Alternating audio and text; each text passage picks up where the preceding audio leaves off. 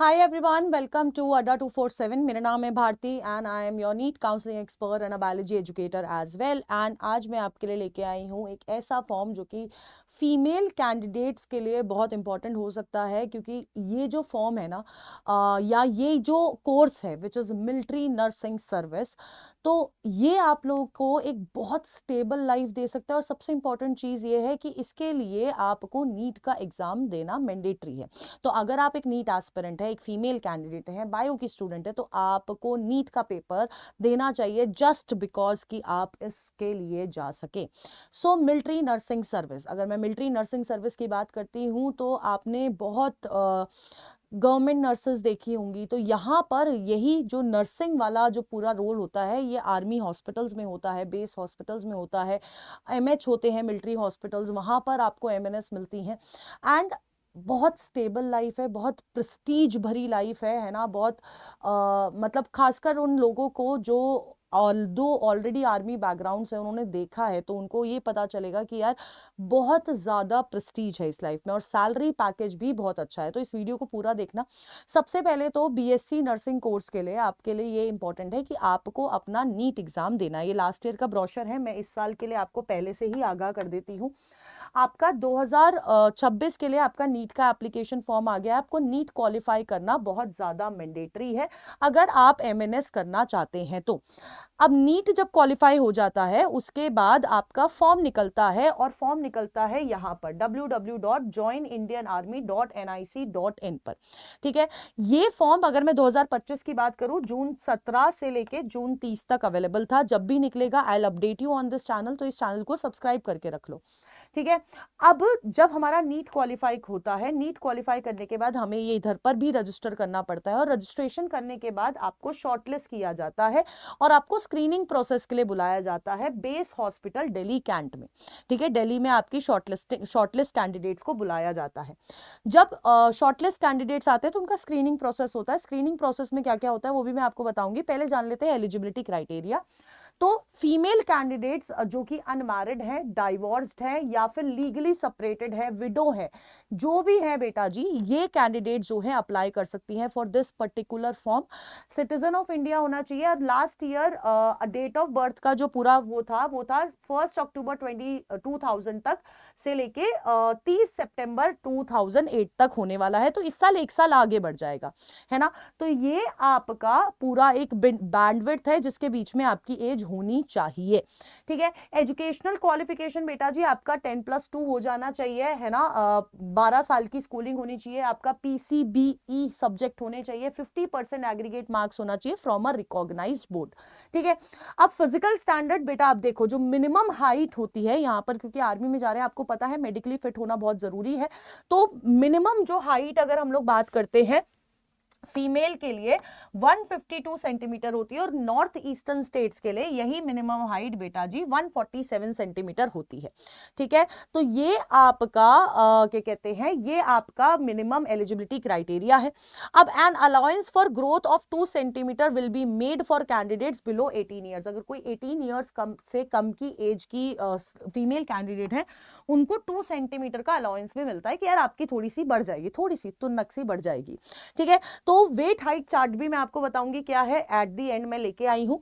अब for the SC ST candidates, है ना, SC ST कैंडिडेट्स के लिए मैंडेटरी है कि आपके पास सर्टिफिकेट होना चाहिए, और सर्टिफिकेट सब डिविजनल ऑफिसर आपके एरिया का होना चाहिए उसका सिग्नेचर के साथ। दूसरा जो आपको कंडीशन मिल जाती है एलिजिबिलिटी क्राइटेरिया में, एनसीसी के कैडेट्स जो होते हैं सी सर्टिफिकेट वाले, अगर वो ये वाला रिजर्वेशन लगा रहे हैं तो आपको ये भी अपलोड करना है, अपना एनसीसी का सी सर्टिफिकेट भी अपलोड करना होता है। अब जब आपने ये सब कर लिया है, अब मैं आपको बताती हूं कि मान के चलो आपका नीट क्वालिफाई हुआ, आप शॉर्टलिस्ट हो गए। अब स्क्रीनिंग प्रोसेस में क्या होगा, जब आपका शॉर्टलिस्टिंग हो जाएगी, शॉर्टलिस्ट की जो पूरी लिस्ट होगी it will be displayed on www.joinindianarmy.nic.in पे होगी। अब ये जो शॉर्टलिस्टेड कैंडिडेट्स हैं उनको आपका TOGIGE, बेसिकली आपका इंग्लिश लैंग्वेज कॉम्प्रिहेंसिव, थोड़ा सा एप्टीट्यूड, इन सब का टेस्ट होता है, ये देना पड़ता है। आपका साइकोलॉजिकल असेसमेंट होता है, एक इंटरव्यू होता है, और मेडिकल एग्जामिनेशन होता है। ठीक है, ये आपका पूरा का पूरा प्रोसेस रहता है जब आप स्क्रीनिंग के लिए जाते हो, ठीक है। वेरिफिकेशन ऑफ डॉक्यूमेंट्स लिया जाता है। वेरिफिकेशन कहाँ होगी? जब आपका स्क्रीनिंग पे आप पहुंचोगे, वहां पर आपके सारे सर्टिफिकेट्स वगैरह सब कुछ चेक होंगे। 10th की मार्कशीट, 12th की मार्कशीट, नीट का स्कोर कार्ड, आपका एडमिट कार्ड, है ना, आपका अगर कोई सर्टिफिकेट लग रहा है, वो सारी चीजें आपके वहीं पर स्क्रीन होते हैं, वहीं पर चेक किए जाते हैं। अब ये जो मैंने एग्जाम बताया था, general intelligence and general English का एग्जामिनेशन होता है, ये उधर पर कितना देखो, कंप्यूटर बेस्ड टेस्ट होगा और 40 एमसीक्यूज होंगे, 2 मार्क्स ईच, मैक्सिमम 80 मार्क्स का ये टेस्ट होता है और हर एक क्वेश्चन के लिए नेगेटिव मार्किंग है 0.5 की। जब मैंने दिया था एमएनएस, उस पॉइंट ऑफ टाइम पे नेगेटिव मार्किंग नहीं थी और इसका सेपरेट टेस्ट होता था, पूरा नीट की जरूरत नहीं होती थी, ठीक है। फिर आपका साइकोलॉजिकल असेसमेंट होता है, जिसमें आप क्लास 12th में आपने क्या क्या पढ़ा है उससे रिलेटेड, जनरल अफेयर, है ना, जनरल नॉलेज, करंट अफेयर, इन सारी चीजों से रिलेटेड क्वेश्चन पूछे जाते हैं, और हॉबीज वगैरह, नॉर्मल इंटरव्यू, ठीक है। अब इसके अलावा आपका मेडिकल एग्जामिनेशन होता है। अब candidates declared unfit by the medical board may appeal against the decision by depositing 40 rupees MRO। देखो, अगर आप मतलब आपका मान के चलो आपका सब कुछ क्लियर हो गया, आपका मेडिकल फिटनेस के वजह से आपको हटा दिया गया है ना, तो आप उसके अगेंस्ट भी आप क्या कह सकते हैं, एक MRO सबमिट कर सकते हैं, जिसके लिए सिर्फ 40 रुपीज लगाएंगे और उसकी रिसिप्ट आपको लेके आनी पड़ेगी। और ये आपका जो बोर्ड होगा वो विद इन 24 आवर्स आपको दोबारा बुलाएगा और आपसे मतलब आपकी चीजें जो है क्लियर करी जाएगी। ये सारी चीजें होती हैं। इसके अलावा अगर मैं फाइनल सिलेक्शन की बात करूं, फाइनल सिलेक्शन आपके नीट के स्कोर के बेसिस पे, आपका जो टेस्ट 80 मार्क्स का वहां हुआ है वो, और साइकोलॉजिकल असेसमेंट के बेसिस पे होता है। अब इंटरव्यू और मेडिकल फिटनेस के बेसिस पे। अब सीट्स कितनी है मैं आपको बता देती हूँ और कहाँ कहाँ है। तो हमारे पास AFMC पुणे में है 40 सीट्स, कोलकाता में 30 सीट्स है, मुंबई में 40 सीट्स है, न्यू दिल्ली में 30 सीट्स है, लखनऊ में देयर आर 40 सीट्स, और आपका बैंगलोर में 40 सीट्स है। ओवरऑल बेटा जी आपकी 220 सीट्स जो होती है यहां पर आपको मिलती है, ठीक है। अब एडमिशन कैसे होगा? जब आपका पूरा हो जाएगा तो आपका एक बॉन्ड, सर्विस बॉन्ड भी आपका साइन किया जाता है, और ड्यूरिंग ट्रेनिंग आपको क्या क्या फ्री राशन प्रोवाइड होगा, accommodation, uniform allowance, monthly stipend, ये सारी चीजें आपको प्रोवाइड होती है। यानी कि आप पढ़ रहे हो, आप कमा रहे हो, आपको कोई खर्चा नहीं है, ये सारी चीजें आपको यहां पर देखने को मिलती हैं। अब अगर आप अपना कोर्स बीच में छोड़ते हो, in the event of withdrawal from the course, termination of training और रिफ्यूजल और to accept commission in MNS when offered, the candidate will be liable to pay bond money at a rate proportionate to the duration time she has been trained। तो आप अगर बीच में course छोड़ते हो तो ऐसे नहीं छोड़ पाओगे बेटा, पैसा वापस, आपको एक एग्रीमेंट साइन कराया जाएगा, आप जितने टाइम के लिए आपने ट्रेनिंग करी है उन सारी ट्रेनिंग का खर्चा आपसे ले लिया जाएगा। अब any candidate withdrawing the college after 7 days of admission, है ना, will have to pay bond money as per agreement bond, जो आपका बॉन्ड बनता है उसके अकॉर्डिंग आपको बॉन्ड मनी भरनी पड़ती है, ठीक है। अब इंपॉर्टेंट क्या है, अप्लाई आपको कैसे करना है, आपको अपना ज्वाइन इंडियन आर्मी पे जाना है, जब आपका फॉर्म निकलेगा मैं आपको अप्लाई भी करके दिखा दूंगी, ठीक है। उधर अपनी सारी डिटेल्स भरनी है, ठीक है। जब आप सारी डिटेल्स भर लोगे उसके बाद आपको जो भी आपने पूरा कंफर्मेशन पेज का प्रिंट आउट आपको लेना है, और एक रेफरेंस नंबर आपका जनरेट होगा, और उस रेफरेंस नंबर को आपके पास जनरेट जो हुआ रेफरेंस नंबर है आपको ईमेल आईडी पे डालना है। अब जब आपको याद रखना है कि जब आप नीट की ईमेल आईडी यूज कर रहे हो, उसी ईमेल आईडी से आपको ये रजिस्टर करना है, क्योंकि सारी कम्युनिकेशन वहीं आएंगी, ठीक है। और आपको रेगुलरली ज्वाइन इंडियन आर्मी वाली वेबसाइट चेक करती रहनी पड़ेगी, लेकिन टेंशन मत लो, मैं हूं, मैं सब आपको बता दूंगी।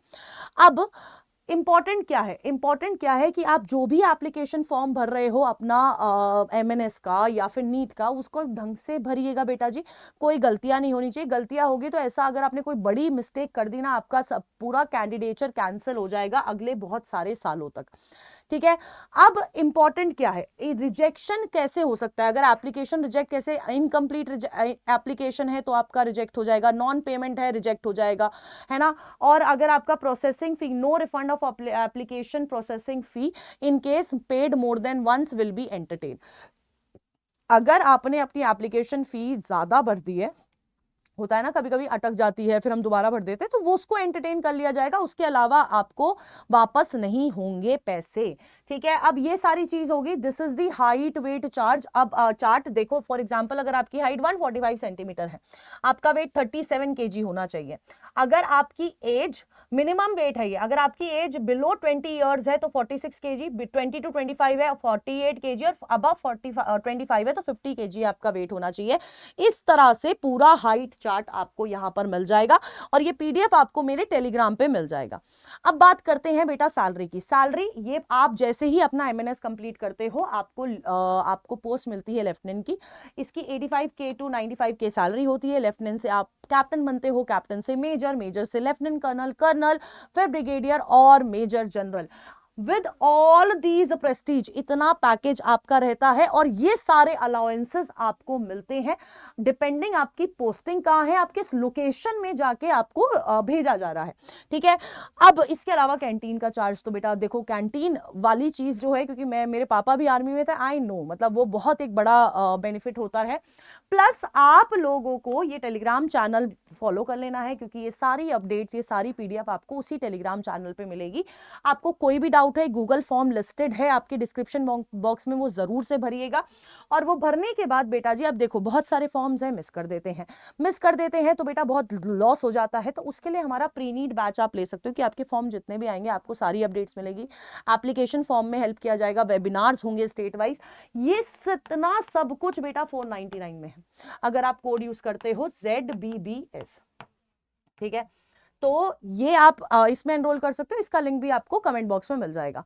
अब कोई और डाउट हो, छोटा मोटा डाउट हो, आप कमेंट बॉक्स में पूछ सकते हो। I will be there to reply. Till then tata bye bye, take care and all the best.